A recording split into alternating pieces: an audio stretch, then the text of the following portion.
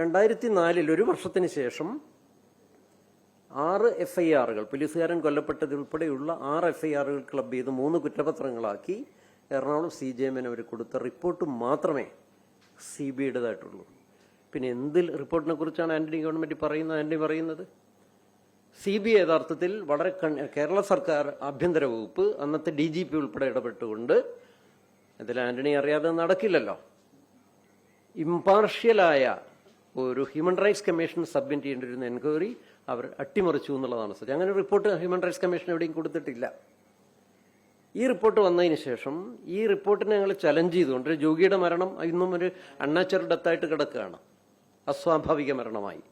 അതുൾപ്പെടെ അന്വേഷിക്കാത്തത് കൊണ്ടും ഈ പറയുന്ന നാഷണൽ ഹ്യൂമൻ റൈറ്റ്സ് കമ്മീഷന്റെ മാൻഡേറ്റ് ഇവർ പാലിച്ചില്ല എന്നതുകൊണ്ട് ഞങ്ങൾ ഹൈക്കോടതിയിൽ പോയതിനു ശേഷം ആ കേസ് ക്ലോസ് ചെയ്യുന്നതിന് മുമ്പ് 3 പേജുള്ള ഒരു കടലാസ് കഷ്ണമാണ് ഇൻക്വയറി റിപ്പോർട്ട് എന്ന് പറഞ്ഞ് പിന്നീട് തല്ലിക്കൂട്ടി കൊടുത്തത്. അതിന്റെ റിപ്പോർട്ടെന്നേ പറയാൻ പറ്റില്ല. അങ്ങനെ അന്വേഷണ റിപ്പോർട്ടേ യഥാർത്ഥത്തിൽ ഇല്ല എന്നുള്ളതാണ് സത്യം. അപ്പം പിന്നെ ഈ റിപ്പോർട്ട് പുറത്തു വന്നാൽ ഞങ്ങൾക്കെതിരെയുള്ള കുറ്റപത്രം മാത്രമേ ഉള്ളൂ എന്നുള്ളത് ഒന്നുകിൽ മുൻ മുഖ്യമന്ത്രി ആന്റണി കണ്ണടച്ചിരുട്ടാക്കുന്നു, അല്ലെങ്കിൽ അദ്ദേഹത്തിന് അറിവില്ലാതുകൊണ്ട് പറയുന്നു. പിന്നെ അവിടെ ക്രമസമാധാന പാലനത്തിന് വേണ്ടിയാണ്. എവിടെയാണ് ക്രമസമാധാന പാലനം? എന്തെങ്കിലും ഒരു പെറ്റി കേസ് 2 മാസക്കാലം ആദിവാസികൾ ഇവിടെ ഉണ്ടായപ്പോൾ അവരുടെ പേരിൽ ആരും രജിസ്റ്റർ ചെയ്തിട്ടില്ല. ഒരു പോലീസ് ഉദ്യോഗസ്ഥന് ഒരു സ്പെഷ്യൽ ബ്രാഞ്ച് ഒരു എൻക്വയറി നടത്തിയിട്ടില്ല. ഏകപക്ഷീയമായി വനം വകുപ്പ് നൽകുന്ന കേസുകൾ അവർക്കതിന്റെ താല്പര്യമുണ്ടായിരുന്നു. മന്ത്രി സുധാകരൻ ഉൾപ്പെടെ ഇടപെട്ടുകൊണ്ട് അന്നത്തെ ഗ്ലോബൽ ഇൻവെസ്റ്റ്മെന്റ് മീറ്റിൽ മുത്തങ്ങ വിൽപ്പനക്ക് വെച്ചിരിക്കുകയായിരുന്നു. ഇത് തെന്മലയുള്ള ഒരു റിസോർട്ടിന് വേണ്ടിയുള്ള മറ്റൊരു ഏരിയ, ആലപ്പുഴയുള്ള മറ്റൊരു പ്ലോട്ട്. ഇവ മൂന്നിലും ജിമ്മിൽ പരിഗണിക്കാൻ കഴിയാത്ത വിധം അവർക്ക് പിൻവലിക്കേണ്ടി വന്നു എന്നതായിരുന്നു.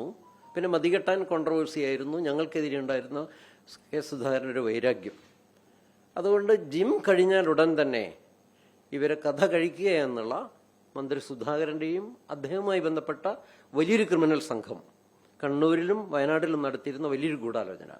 കണ്ണൂരിൽ നിലക്ക് 100 കണക്കിന് അവരുടെ ഗുണ്ടാ സംഘങ്ങളാണെന്ന് മുത്തങ്ങയിൽ ഉണ്ടായിരുന്നത്. മുത്തങ്ങയിൽ നടന്ന അതിജ്ഞരാക്കുന്ന അഗ്നിയുദ്ധം എന്ന് പറയാം. തീവപ്പിലെല്ലാം തന്നെ സുധാകരന്റെ ഗുണ്ടകൾ വിളയാടിയിരുന്നു. 4 പേരെങ്കിലും സുധാകരന്റെ ഗുണ്ടകൾ തീവെപ്പിൽ പൊള്ളലേറ്റ് കണ്ണൂർ സഹകരണ ആശുപത്രിയിൽ രഹസ്യമായി അഡ്മിറ്റ് ചെയ്തിരുന്നു. ഇതൊക്കെയാണ് ചരിത്രം. അപ്പൊ ഇത്തരം സത്യങ്ങളെല്ലാം തന്നെ AK ആന്റണി വിളിച്ചു പറയാൻ അദ്ദേഹത്തിന്റെ ആത്മകഥയിൽ തയ്യാറാകുമോ എന്ന ചോദ്യമാണ് ഞങ്ങൾക്ക് ചോദിക്കാനുള്ളത്. അല്ലാതെ ഇവർ കേന്ദ്ര സർക്കാരിന്റെ ഒരു സമ്മർദ്ദം ഉണ്ടായിട്ടില്ല. കേന്ദ്ര സർക്കാരിന് ആകെ ഉണ്ടായിരുന്നത് വയനാട് പ്രകൃതി സംരക്ഷണ സമിതി പോലുള്ള ചില ആളുകൾ കേന്ദ്ര ഗവൺമെന്റുമായി ബന്ധപ്പെടാത്ത സുപ്രീം കോടതിയുടെ അണ്ടറിലുണ്ട് എന്ന് പറയുന്ന സെൻട്രലി എംപവേർഡ് കമ്മിറ്റി എന്ന് പറയുന്നൊരു സമിതിയുണ്ട്. അത് വനേതര ആവശ്യങ്ങൾക്ക് വനം പതിച്ചു കൊടുക്കുമ്പോൾ കൺസർവേഷൻ നിയമം എങ്ങനെ പാലിക്കണമെന്നുള്ള കാര്യങ്ങൾക്ക് റിപ്പോർട്ട് കൊടുക്കാനുള്ള ഒരു CEC എന്ന് പറയുന്ന ഒരു കമ്മിറ്റിയാണ്. അതിന്റെ അംഗമായ വിവേക് മേനോനെ ഏതോ നിലയിൽ സ്വാധീനിച്ച് അദ്ദേഹം ആന്റണി ഗവൺമെന്റ് ഒരു കത്തല്ലാതെ മിനിസ്ട്രി ഓഫ് എൻവയൺമെന്റിയോ സുപ്രീം കോടതിയുടെയോ ഏതെങ്കിലും ഔപചാരികമായ ഒരു ഇന്റർവെൻഷനും കേരളത്തിൽ അന്നുണ്ടായിരുന്നില്ല എന്നുള്ളതാണ് സത്യം. എന്ത് കേന്ദ്ര സമ്മർദ്ദമുണ്ടായിരുന്നത്? 1950-60 ശേഷം കേരളത്തിലെ മുഴുവൻ വനം കയ്യേറിയവരാണ്, ആദിവാസി ഭൂമി ഉൾപ്പെടെ. ഏതെങ്കിലും കേസിൽ ഈ പറയുന്ന കയ്യേറ്റക്കാരെ കുടിയിറക്കാനുള്ള ക്രമസമാധാന പ്രശ്നത്തിന്റെ എതിരെ പോലീസ് വെടിവെപ്പ് നടത്തിയിട്ടുണ്ടോ? ഇല്ല. ഇതൊന്നുമില്ലാതെ കേരളത്തിൽ വൻതോതിൽ ക്രമസമാധാനത്തിന്റെ പേരിൽ നടത്തിയിരിക്കുന്ന ഇടപെടൽ വംശീയമായൊരു കൂട്ടക്കൊലയാക്കി മാറ്റുന്നതിന് എല്ലാവർക്കും ഉത്തരവാദിത്തമുണ്ട്, പ്രത്യേകിച്ചും CPMന്. CPMന്റെ നേതൃത്വത്തിലാണ് ആദ്യം മുത്തങ്ങയിലുള്ള ആളിലെ വ്യക്തിയാണെന്ന് പറഞ്ഞവരുടെ LC സെക്രട്ടറിയുള്ള ജോർജ് പരാതി കൊടുക്കുന്നത്. 2003-17 നടക്കുന്ന ഹർത്താൽ ആരംഭിക്കുന്നതിൽ CPM ആണ് അവിടെ ആരംഭിക്കുന്നത്.